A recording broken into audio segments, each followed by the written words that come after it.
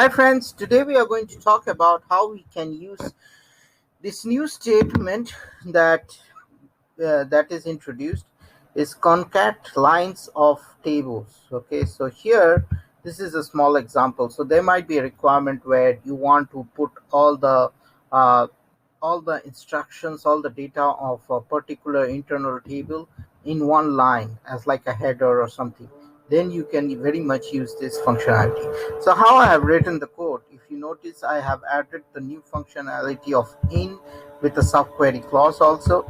And also this is the place where I have changed this concat lines of table with this, and here you can see all this. So let's first debug this and we'll see how it works.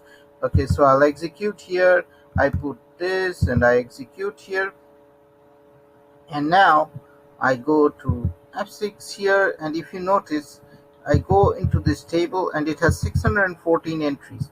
So what this will do will concatenate these three entries and will push it by a space. So let's see how it looks.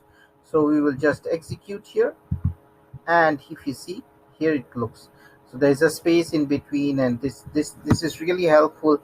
And you can think of a business case if you have worked similar to this, because this in this way you can display things and all those things, or you can display some details.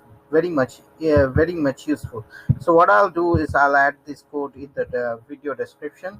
So that's it. Stay tuned to my SAP channel and happy SAP learning, and if you like it, subscribe to it and share it, and have a great day.